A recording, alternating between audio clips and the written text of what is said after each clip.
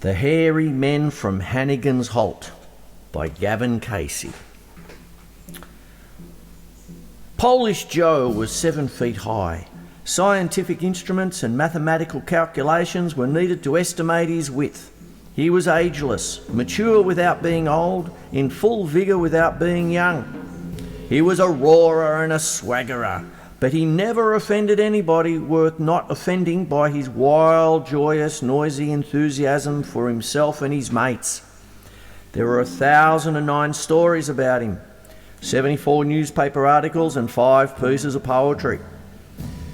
He was the hero of the single-handed rescue of the Dublin Luck when a winch on the 800-foot level had failed and he had hauled Dutchy Small hand over hand up a 40-foot winch before the shots Dutchy had set at the bottom went off. He was the man who had drunk pot of beer, the thirsty whiskey traveller, under the table at the Slag and Slimes Hotel, and then consumed a bottle and a half of a different brand to get the taste of Potter's inferior rubbish out of his mouth.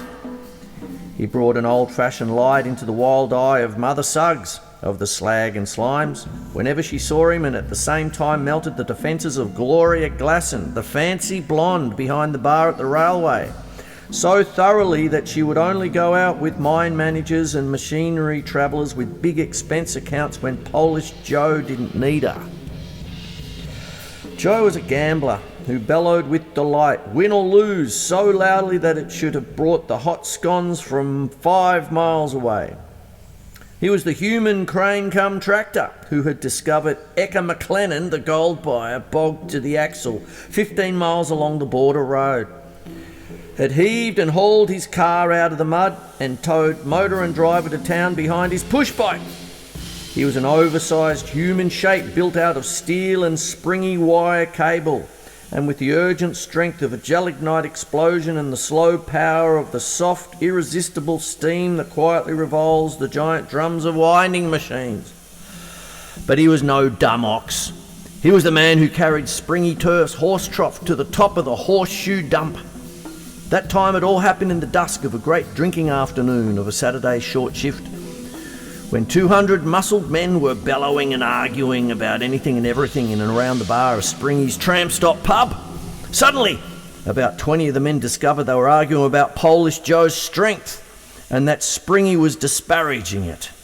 The score of men flew into a real rage immediately, and 100 more caught on and got ready for some knuckle work without the slightest idea of what it was all about. Polish Joe drank his beer and didn't say much, because none of them and no combination of them could have hurt him anyway. But when it began to look as though they might wreck the bar, from which he would need more beer for several hours, he took a hand. "Mister," Polish Joe said to Springy, "would you reckon I was a bit strong if I could pull that horse trough outside of the ground?"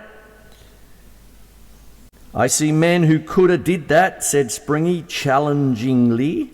"Would it prove anything if I could put it on me back and carry it?" Joe asked softly. "You wouldn't be so bad if you'd done that," Springy admitted. "Not that I couldn't have done it myself when I was your age."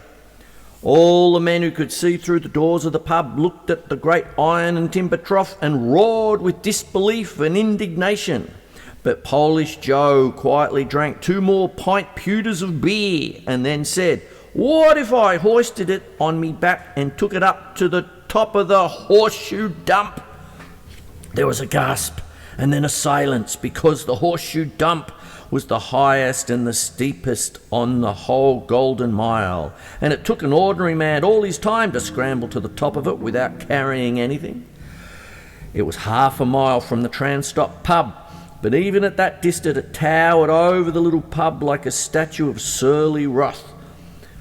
Looking at it made Springy's eyes light up, and he said, "No stops between here and the top?" "No stops, mister, if you got £2 that says I can't do it," Polish Joe agreed.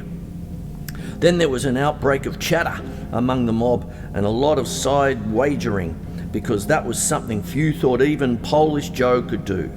They watched while he carried out the easy part of it, which was merely tearing the 6x6 legs of the trough out of 18 inches of packed and sun-baked earth, and their own bones ached in sympathy when Polish Joe's great thigh muscles burst both legs of his dungarees for 18 inches as he crouched his vast frame under it and rose with it on his shoulders.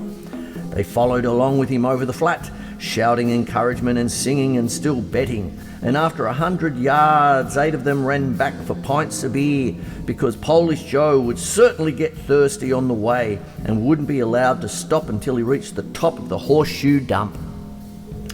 At the foot of the dump most fell back, and the few who tried to climb with him soon lost their footholds through beer and excitement and came rolling and tumbling to the bottom. The Polish Joe went on, with his great boots kicking toe holes in the earth like rock drills biting into the stone underground.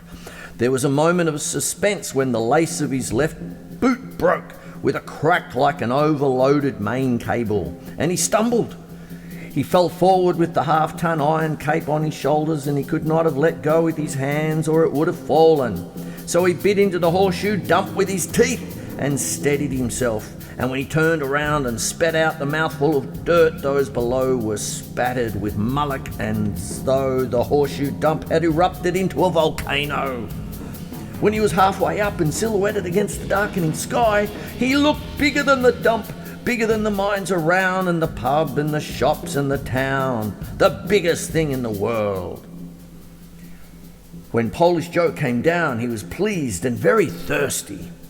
And the drinking started in earnest, and the less reliable characters who'd seen him carry the trough to the top of the horseshoe dump immediately started making up stories about the affair that were exaggerated.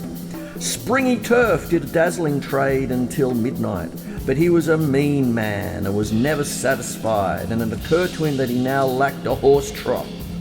He asked Polish Joe when he was going to bring it down and put it in place again, and Joe said he wasn't. When Polish Joe said that the laughter from the pub made afternoon shift surface workers on the mines think there was a fall of earth somewhere. Then Springy offered Polish Joe £1 to bring his trough back, and lost his temper 9 times, bidding it up to a tenner. But Joe still said no, and at that stage Springy said, "To hell with the lot of you. I'd rather get a new one than pay a penny more." After that, they wrecked the tram stop pub bar, moved off to the Slag and Slimes and made a night of it. And next day the management of the horseshoe mines saw the humour of the situation and ordered Springy Turf to remove his rubbish from the top of their dump. Before it was all over, Springy employed 3 men and 2 horses for 2 days and had to pay the cost of a horse which broke its legs and had to be destroyed. 1 man with a Caterpillar tractor for a week, during which he never succeeded in getting more than 1/3 of the way up the horseshoe dump. And finally 1 old man with an auger and plugs of gelignite who blew the horse trough into small untraceable pieces. So Springy had to buy a new trough, and the total cost must have been 100 times the £2 he had bet Polish Joe, and 20 times the £10 at which he had stopped bidding for Joe to bring his property down and put it in his place again. Everybody laughed for a month, and Polish Joe himself laughed so loudly that the Chamber of Mines sent him an official request to stop, because the tumultuous vibrations of mirthful sound were cracking the concrete foundations that carried the poppet legs of the mines. With Polish Joe, a man like that, you wouldn't think anyone would argue with him or about him. But apart from the fact that the beer from the Golden Mile Brewery makes 5-foot men feel like 6-foot men, and 6-foot men feel like skyscrapers, even a sober gold digger feels much larger and more combative than most people. Polish Joe was a bogger, a man who shifted unbelievable quantities of dirt away from the face from which it had been blown and into trucks for dumping into the underground bins each day. When the promoters of the St. Patrick's Day sports decided that if towns in the timber country could have had their log chops at their annual shows, then the goldfield should have periodical competitions at shifting broke stone with a shovel, all the betting was on Polish Joe. But there was no lack of bogologists who thought they could beat him, even if nobody else did. Every mine had at least one man in training, and they all swung their banjos so hard that production costs dropped in a way that delighted the managements and made them regard Boggers Championships as the best idea anyone had since the rock drill. As the men trained and managed to shift more and more earth, their mates got enthusiastic about them and kidded themselves that Polish Joe mightn't win after all.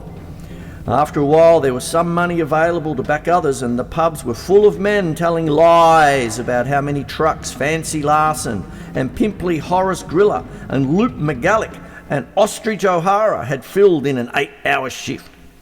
By the time St. Patrick's Day arrived, half the people had lost interest in the bike races and the billy goats and the Irish dancing and the sprinters, and there had been 53 fights, 2 divorces and a libel action resulting from high feelings about the Boggers.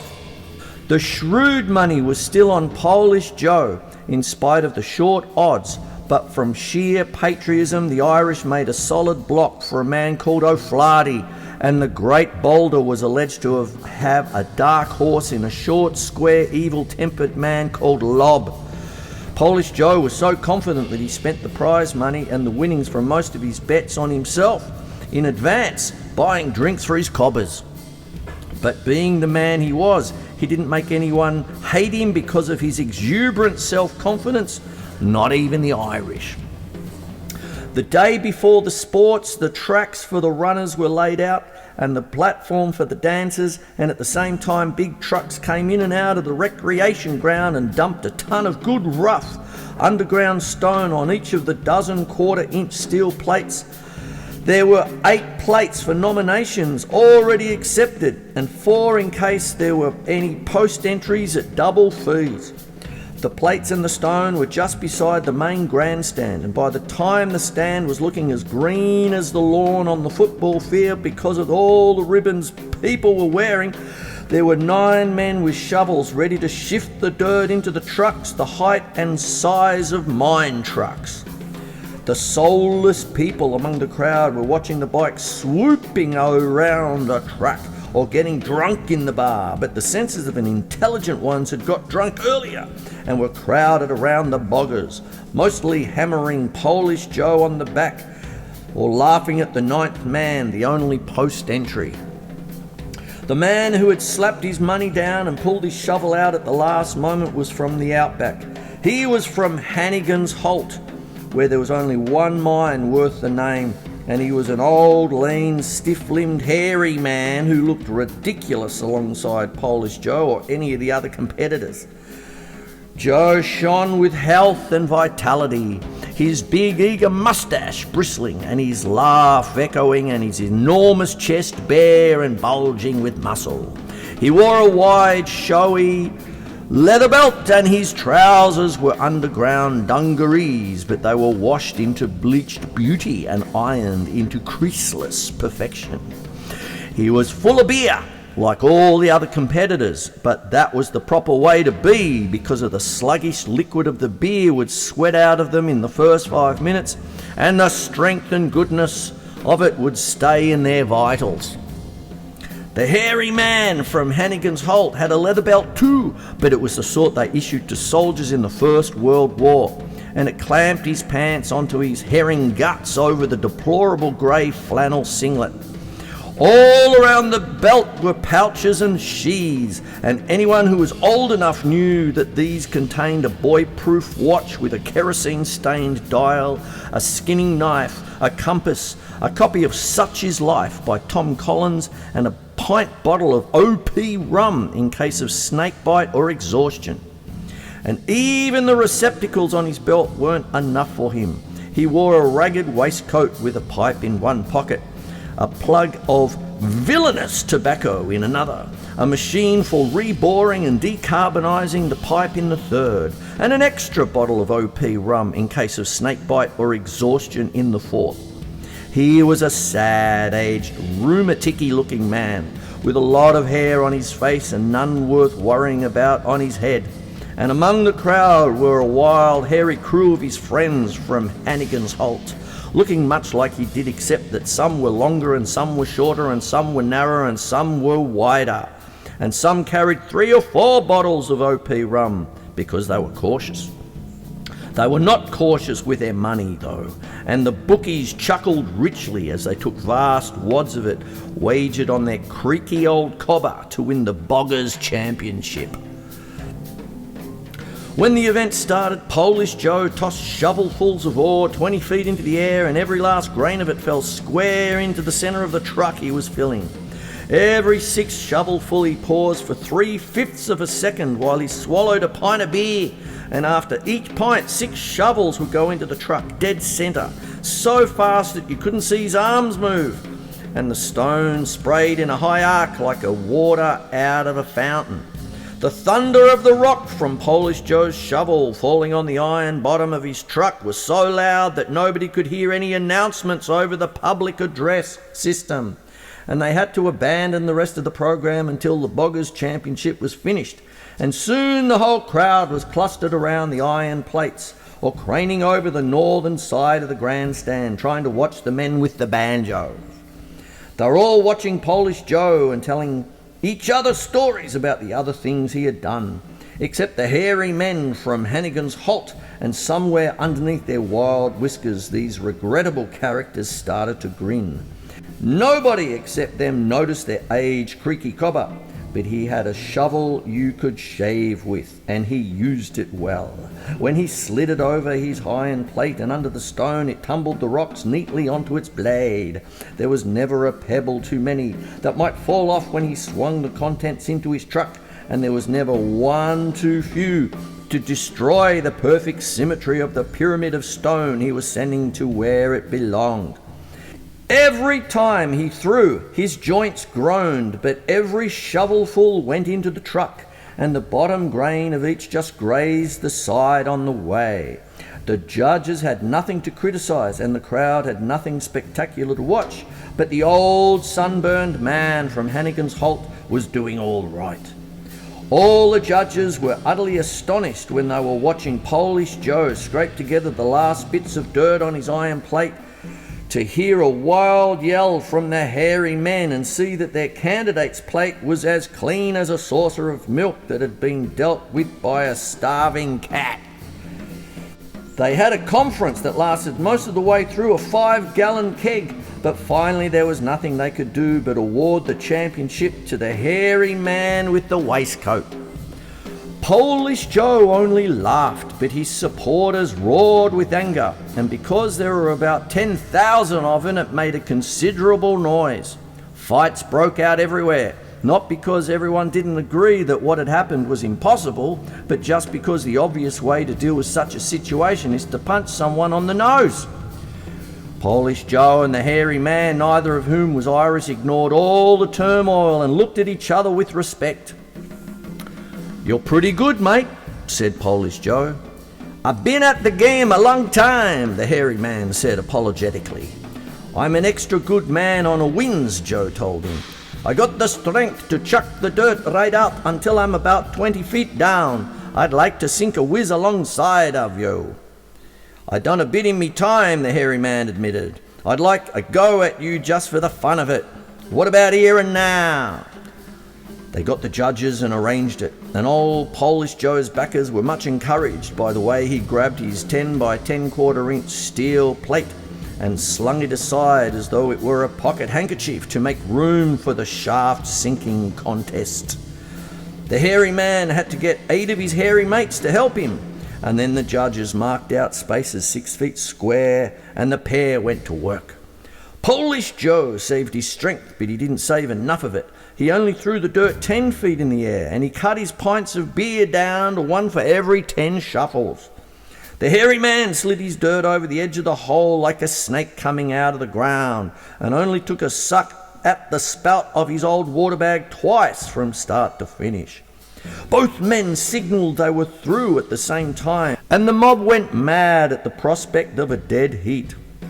A bookmaker swooned, and another set out for New Zealand on a racing bicycle stolen from beside the training shed. And the best cost accountants on the ground couldn't estimate how many fights started. But when the judges measured up the little shafts the men had dug, they found that Polish Joe's was 2 inches short of their agreed 8 feet on the west side and had a lump 3 3/16 of an inch high in the middle. The hairy man's hole was flatter than a billiard table at the bottom, and nothing but a micrometer gauge would have established the fact that it was deeper on one wall than on another. They had to announce him the winner. The hairy man felt so good that he offered Polish Joe one of his pints of OP rum. Polish Joe drank the rum and oh God help me. Polish Joe drank the rum and crunched the bottle between his teeth and bought a demi-john of whiskey for each of them and started to talk about tunnelling. I got the reach for that, he said. I can chuck the dirt back so far that when I started the 1,000-foot drive on the Star of the South, they have to shift the shaft back 50 feet to give me room. I don't want to boast, the hairy man told him, but I had done much the same at the Drongo North before I went back to the bush again. They took me shovel away from me and made me work with a teaspoon so that the rest of the mob and the skips and the treatment plan could keep up with me. We could make a bit of a drive out from the shafts we just dig, Polish Joe suggested. I'd be in that, mate, the hairy man said, eagerly easing a rheumatic kink out of his lifting elbow. Even St. Patrick's Day comes to an end. Sooner or later, and by the time the judges had fixed rules and competitions and they had started on their shafts, there wasn't much daylight left. The crowd was keen but furious because no one could see exactly what was going on down at the bottom of the holes. One man went down to see how Polish Joe was going, and Joe threw him out of the hole so high that the next thing he knew he was hanging in the air, holding on to the banister 15 tiers up in the grandstand. One of the hairy men went down to report on their competitor, and there was a moment of awed silence as first a leg and then an arm came up in shovels full of earth. When his head shot out of the mouth of the hole, it wore a grin of triumph, and his pals felt that their man must be going well. There were some fights going on, of course, but nothing was finally settled about that contest. Suddenly, the north corner of grandstand sagged 6 feet, and while the people in it were still yelling, Polish Joe came out of his shaft, shaking dirt out of his hair. Everybody suddenly realized that the tunnels had been going under the stand and that Polish Joe's had fallen in, and there was a lot of excitement while people were rescued from the crumbling structure. Polish Joe carried people down 15 at a time, 7.5 under each arm, and everyone was so busy that there was no time to think about the hairy man still digging away in his waistcoat and taking drinks from his water bag now and again. When the confusion was over, a lot of the people thought he had simply climbed out of his hole and started his 1914 Model T Ford and gone home to Hannigan's Halt. One nearly human being was worried though and asked one of the hairy men, "Oh, Tom will be going home underground," the hairy man said tersely. "Real miner, that bloke. He'll tunnel his way back to Hannigan's Halt before the rest of us get home tomorrow night. On your 100 miles, you know." St. Patrick's Day being what it is, there was a great deal of confused thought and even larger quantities of no thought at all that evening. The most noticeable fact was that nobody worried less about Polish Joe's defeat than Joe, whose laughter was just as loud and gay as it was when he was a heavy loser at the 2-up school, and whose mustachios bristled as challengingly as ever. That's better. But, as always after St. Patrick's Day and a considerable number of other days, the time of reckoning came next morning. Lots of Model T Fords and 4-cylinder Dodgers were still parked outside the recreation ground, and a low, jubilant roar was coming from beneath the grandstand. Yellow lights were competing from the grandstand windows with the clear, colourless glare of the morning sun, and nearby residents reported to the police that something untoward was afoot. The constabulary arrived with drawn pistols and live ammunition, but not before the news of strange doings had reached the bars and the bazaars, and laymen were surging about in multitudes with post-St. Patrick's Day hangovers and feeling of spite towards anyone who might prove worthy of them. The best humoured man about the place was Polish Joe, and even he looked thoughtful when an inexperienced cop told him what had happened.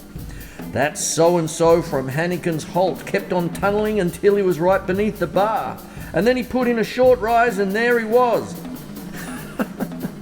All these other hairy old cows from Hannigan's got in along with him, and they've been there all night. Now we've got to get 'em out.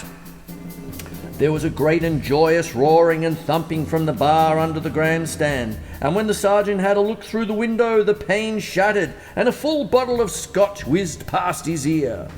Polish Joe reached out a big fist, caught the bottle in full flight, knocked the neck off it and drank its contents reflectively. The sergeant used language for which he would have been arrested by anyone else otherwise. "You want 'em out, boss?" said Polish Joe with an eager light in his eye. "All right, I'll pass them to you a couple at a time." Polish Joe put his shoulder against the big locked double door of the bar, and the whole grandstand leaned over a foot, and then two, and then three before all the hinges and the lock gave at the same time.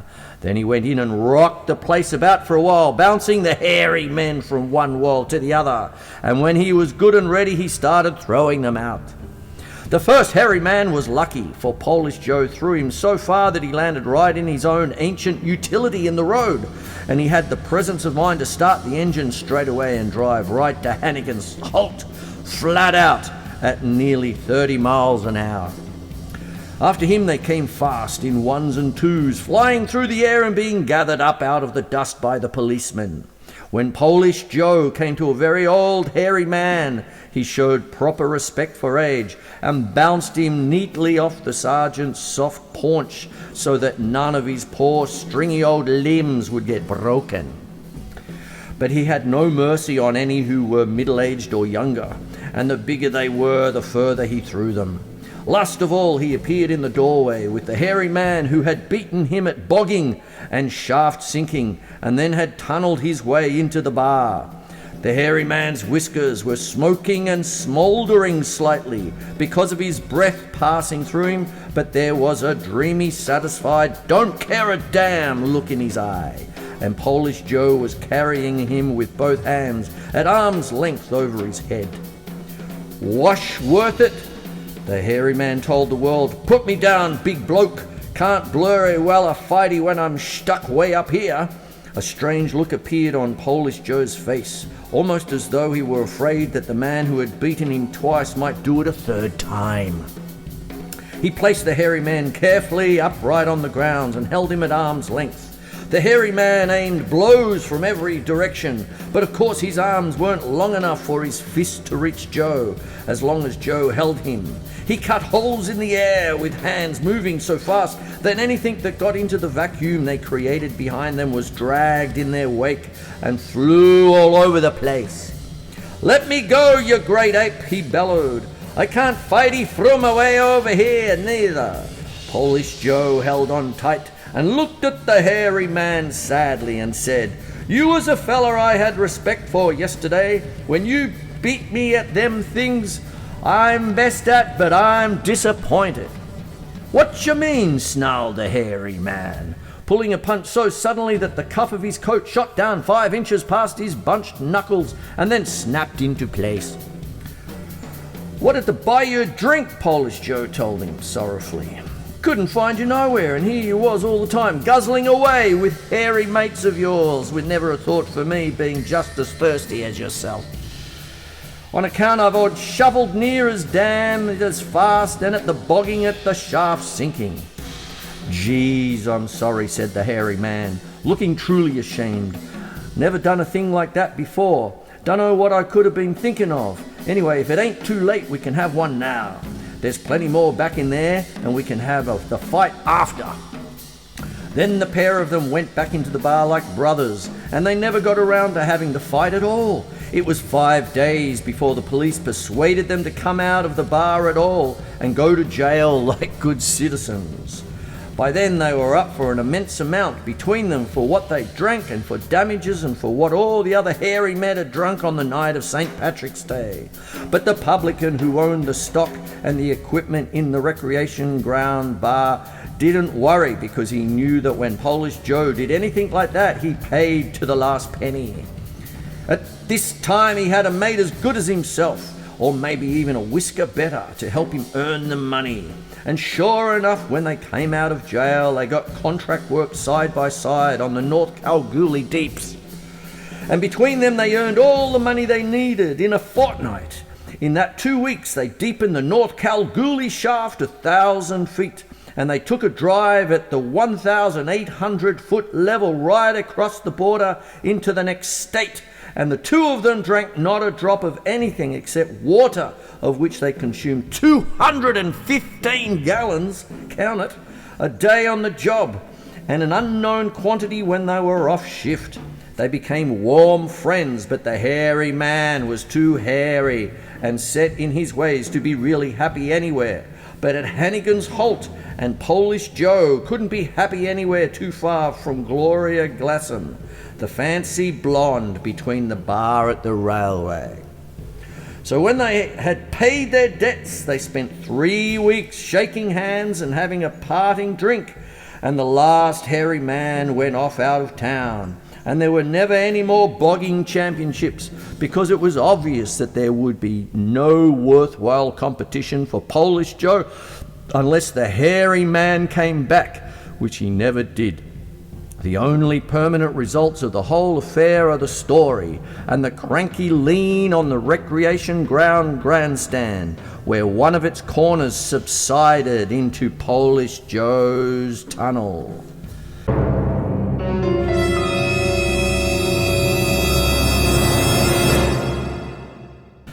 Whew! He learnt in the bush, in the loneliness and isolation, where there was no radio and few books and men had to create their own entertainment. Imagine a group of ringers in Queensland. A stockman is a ringer with time on their hands. They would start talking, and as the talk would pass from the experience of the day, yarns would start. Perhaps when there was a pause, Sam would throw in his story, and some other poker-faced individual in a flannel shirt would throw in his bit, and they were off and away, creating a fine though unwritten literature. If some new chum were foolish enough to say, as I did, "You wouldn't be telling me lies, would you?" there might be a pained silence. He obviously didn't understand the rules of the game. Some old bushman would put him firmly in his place, and the talk would go on. "What was the worst droving job you ever had?" I asked. "Well," said Sam, "I did have one job that was a bit unusual. I brought a mob of turkeys down from the Gulf once. They got very sore-footed, and I had a terrible time with them until a mate told me to have them shod. I ran them through some coal tar and then through a pit of sand, and I never had any more trouble with them at all. I did well out of that job." "Sam," I said, looking at him sideways, "you won't be having me on, would you?" "No," he answered calmly. "I could never tell lies. The truth's strange enough, don't you think?" The end.